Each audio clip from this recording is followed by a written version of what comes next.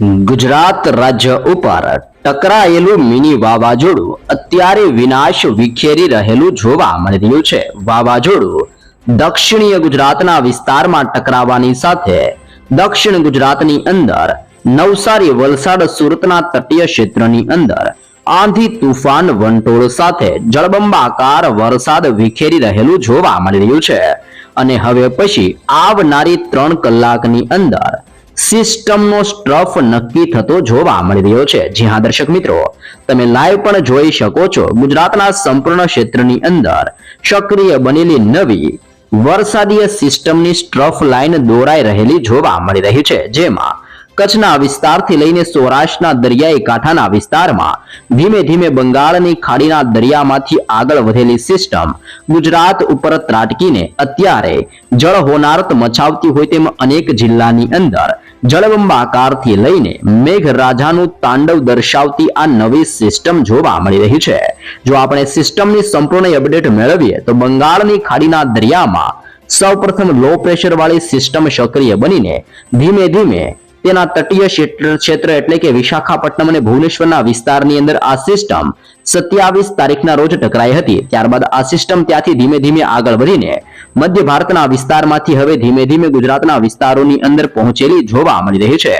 અને આ સિસ્ટમ ગુજરાતની અંદર પહોંચવાની સાથે આજે અને હજી પણ આગામી 2 દિવસની અંદર ગુજરાતમાં મેઘતાંડવ મચાવતી હોય તેમ ગુજરાતની અંદર તોફાની, ભયંકર અને અતિ ખુખાર પવનની તીવ્રતા સાથે રાજ્ય ઉપર ભયંકર વીજળીના કડાકા, તીવ્ર થંડરસ્ટોર્મ એક્ટિવિટી સાથે ગુજરાતમાં રીતસરનું આભ ફાટતું હોય તેમ ભારેથી લઈને અતિ ભયંકર વરસાદ ગુજરાતમાં વિખેરતી આ નવી સિસ્ટમ જોવા મળવાની છે.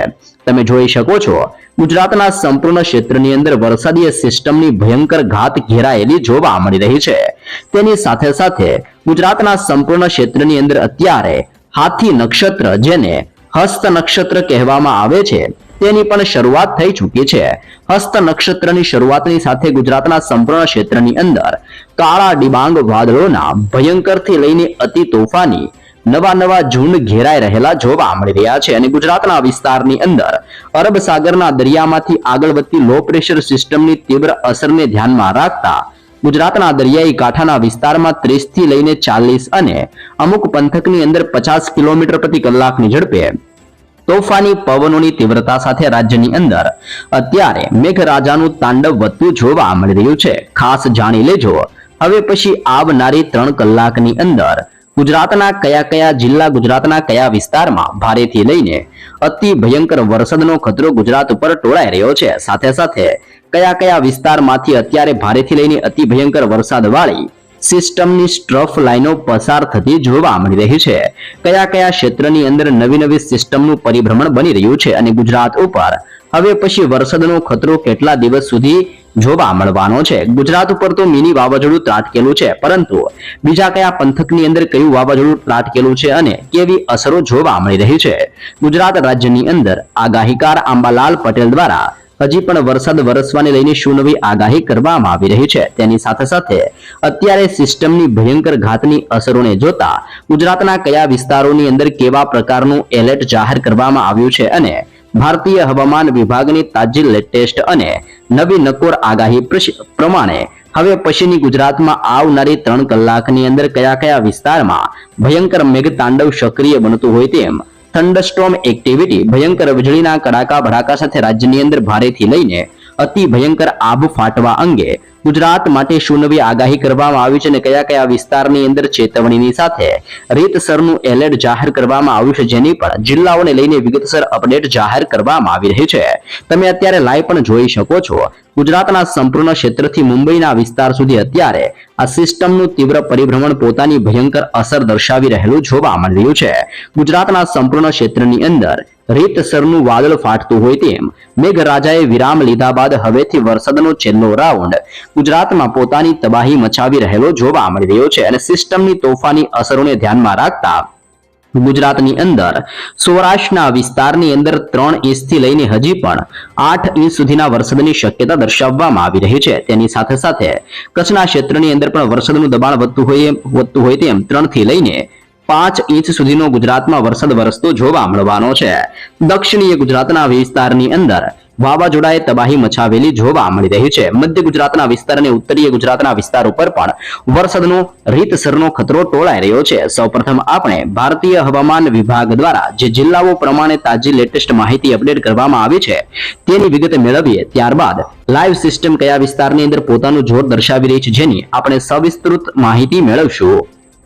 સાવધાન સાવધાન સાવધાન ગુજરાત વાસીઓ, ફરી એકવાર થઈ જજો સાવધાન. ગુજરાતના અનેક જિલ્લાની અંદર ઘોડાપુર આવવા અંગે મોટી ચેતવણી દર્શાવવામાં આવી છે. ભારેથી લઈને અતિ ભયંકર વરસાદ ગુજરાતમાં તૂટી પડતો હોય તેમ ગુજરાતના અનેક ક્ષેત્રની અંદર ભયંકર વીજળીના ચમકારા અને મેઘગર્જના થવા અંગે રીતસરની તોફાની વોર્નિંગ ગુજરાત માટે જાહેર કરવામાં આવી રહી છે. જેમાં ગુજરાતના અનેક જિલ્લાની અંદર અત્યંત તોફાનીથી લઈને ભયંકર પવન ફૂંકાતો હોય તેમ 40 થી 50 કિલોમીટર પ્રતિ કલાકની ઝડપે પવનની તીવ્રતા વધવાની સાથે મેઘગર્જના અને થંડરસ્ટ્રોમ એક્ટિવિટી થવા અંગે ગુજરાતના અનેક જિલ્લા માટે ઓરેન્જ એલર્ટ દર્શાવવામાં આવ્યું છે અને અનેક વિસ્તારોમાં તોફાની પવન જેમાં 30 થી 40 કિલોમીટર પ્રતિ કલાકની ઝડપે પવનો ફૂંકાવાની સાથે હવે પછી વાદળો ફાટતા હોય તેમ ગુજરાતમાં જળબંબાકારથી લઈને અતિ ભયંકર વરસાદની વોર્નિંગ દર્શાવવામાં આવી રહી છે. જેમાં પણ ખાસ કરીને હવે પછીની 24 કલાક ગુજરાત રાજ્ય માટે અત્યંત ભારે અને અતિ ભયંકર સાબિત થતી જોવા મળવાની છે.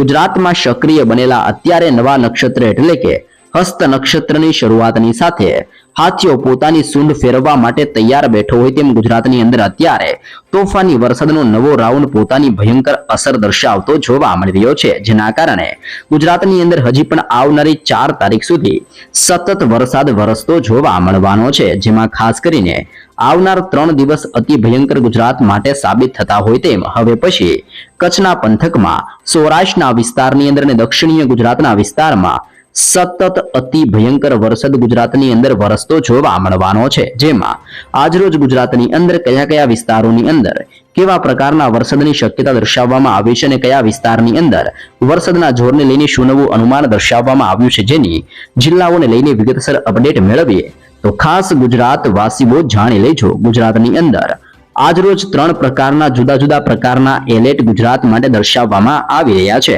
જેમાં સૌપ્રથમ રેડ એલર્ટ, જેમાં અત્યંત ભારેથી લઈને અતિ ભારે વરસાદ વરસવા અંગે ગુજરાત માટે રેડ એલર્ટ જાહેર કરવામાં આવે છે. એ પછી થોડા હળવા વરસાદ એટલે કે છૂટાછવાયા વિસ્તારની અંદર અતિ ભયંકર વરસાદ વરસવા અંગે ગુજરાતની અંદર ઓરેન્જ એલર્ટ જાહેર કરવામાં આવે છે. અને ત્યારબાદ ગુજરાતની અંદર ભારે વરસાદ વરસવાને લઈને યલો એલર્ટ જાહેર કરવામાં આવે છે. આમાં સૌથી વધારે ખતરનાક હોય તો તે રેડ એલર્ટ છે. કારણ કે રેડ એલર્ટ વાળા વિસ્તારની અંદર આંધી તુફાન વંટોળની સાથે મેઘરાજા ધબધબાટી બોલાવતા હોય તેમાં 5 ઇંચથી લઈને 10 ઇંચ અને અમુક વિસ્તારની અંદર 15 ઇંચ સુધીનો વરસાદ વિખેરતા હોય તેમ અતિ ભયંકર વરસાદ આ વિસ્તારોમાં પડતો જોવા મળતો હોય છે. જેમાં ખાસ કરીને આજરોજ ગુજરાતની અંદર સૌરાષ્ટ્રના 2 જિલ્લાની અંદર ભારે વરસાદનું રેડ એલર્ટ જાહેર કરવામાં આવ્યું છે અને તે જિલ્લાની અંદર અમરેલી અને ગીર સોમનાથના વિસ્તારની અંદર હવે પછી આવનારી 3 કલાકની અંદર વાદળો ફાટતા હોય તેમ ગીર સોમનાથ અને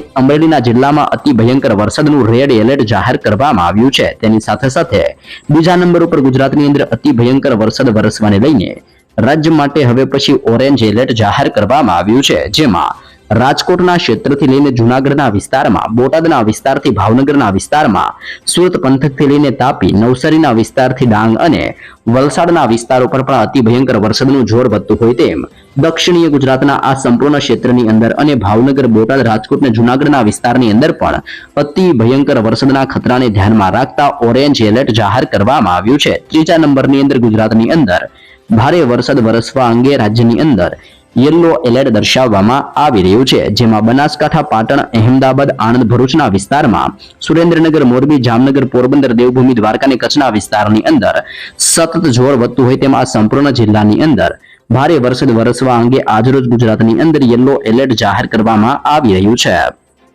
જી હા દર્શક મિત્રો, વરસાદનો છેલ્લો તોફાની અતિ ભયંકર રાઉન્ડ ગુજરાતમાં અત્યારે ભયંકર સ્વરૂપ ધારણ કરતો હોય તેવા દ્રશ્યો જોવા મળી રહ્યા છે. તમે લાઈવ જોઈ શકો છો. સૌરાષ્ટ્રના અનેક ક્ષેત્રની અંદર ભારેથી અતિ ભયંકર વરસાદનું રેડ એલર્ટ વધતું હોય તેમ અમુક વિસ્તારની અંદર ભયંકરથી લઈને અત્યંત ભારે વરસાદ વરસવાની સાથે ગુજરાતના સંપૂર્ણ ક્ષેત્રની અંદર હવેથી વીજળીના કડાકા ભડાકા સાથે મેઘગર્જનાની રીતસરની ચેતવણી ગુજરાત રાજ્ય માટે દર્શાવવામાં આવી રહી છે.